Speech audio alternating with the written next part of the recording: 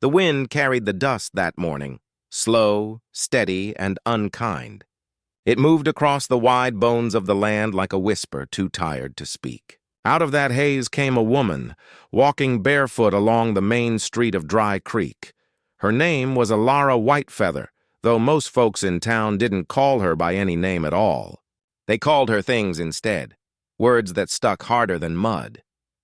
She walked with her head bowed beneath a worn shawl, hair tangled, skin sun-stung, clutching a small cloth bundle close to her chest. The turquoise inside it, cracked and dull, was all she had left of her mother. Men on the saloon porch paused mid-drink, spitting tobacco between remarks. "Don't let her near your horse trough," one said. "She'll curse the water," muttered another. She passed the general store where Mrs. Brannigan swept her porch with false grace. Elara stopped, voice soft as wind over dry grass. "I can sweep your steps for a piece of bread," she said. The woman didn't look at her, just moved the broom faster. "No trade with your kind," she replied. "Go on now."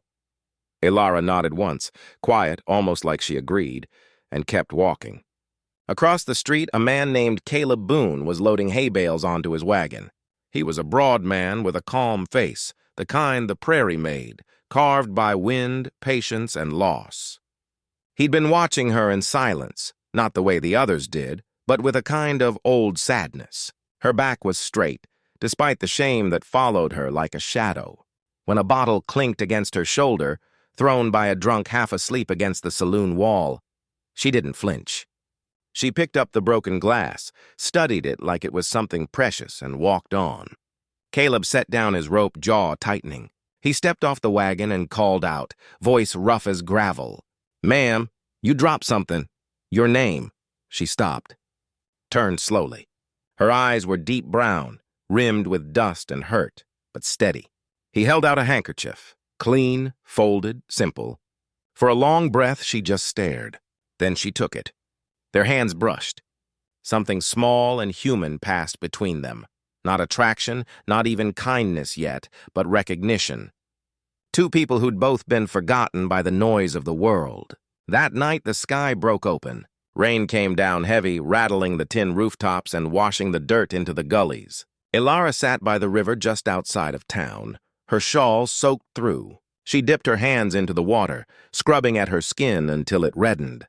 "They say dirt gets under your skin," she whispered to the storm. "And after a while, you start believing it belongs there." Her voice cracked, the sound lost to thunder. She lifted her turquoise stone and rubbed it clean, though the crack never went away. In the distance, Caleb rode home through the rain, his wagon creaking under the weight of hay. The ranch stretched before him, quiet, empty, a single lantern burning by the porch. Inside, a photograph of his late wife sat on the mantel. He looked at it a long time before blowing out the light. The silence pressed on him, the same way the rain pressed on her skin. By morning, Dry Creek was slick with mud. Elara sat beneath the church awning, knees tucked to her chest. The pastor walked up to lock the doors, his polished boots splashing mud near her toes. She looked up, eyes hopeful. "Can I come inside till the rain quits?" she asked softly. He hesitated, glancing at her bare feet. "This house is for the faithful," he said, sliding the key into the door. She lowered her head as the heavy door shut between them. Moments later, she heard the sound of wagon wheels. A horse stopped nearby, hooves sinking into the wet earth. She looked up to see Caleb Boone again, rain dripping from his hat brim, coat dark with water. He didn't say much. Just climbed down, grabbed something from the seat, and tossed it toward her, a wool blanket. "You can stay in my old barn," he said. His voice was quiet, plain. "Ain't much, but it's dry."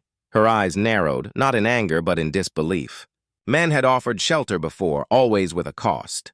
She studied him carefully. He didn't look away. "Why?"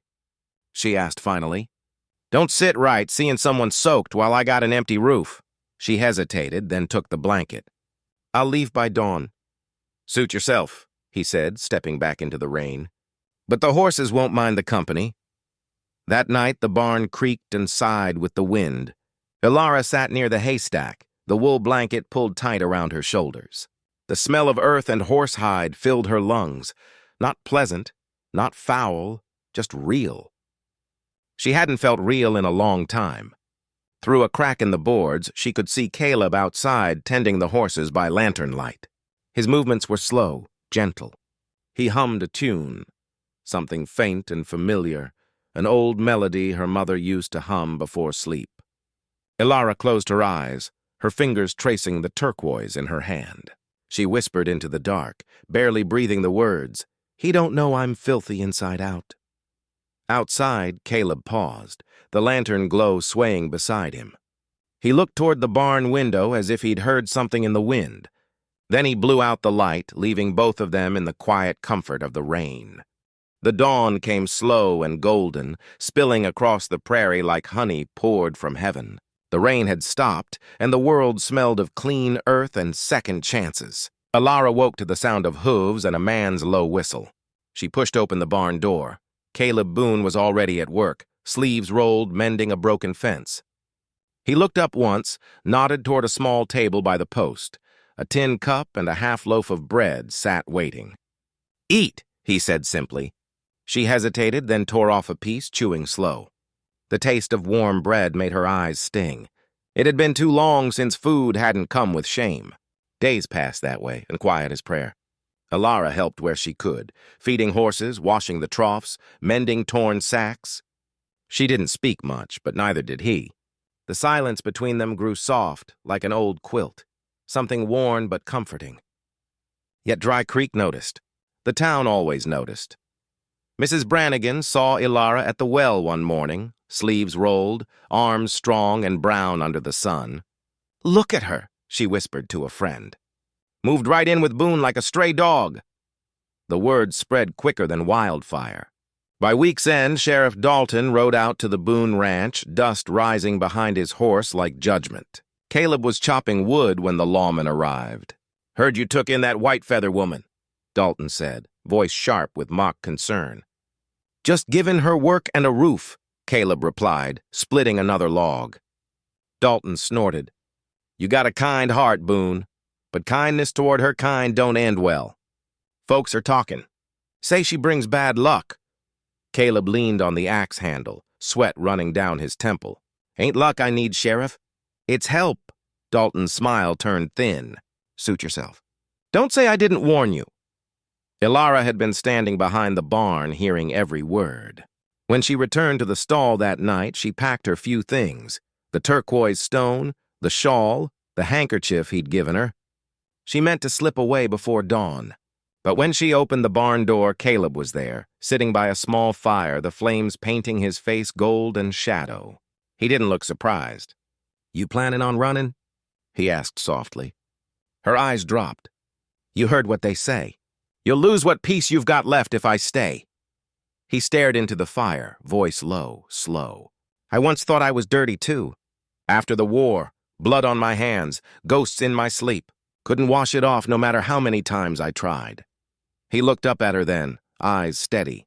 "Dirt don't make you filthy, Elara, only how you carry it." Her throat tightened. "You don't understand. They see me as nothing."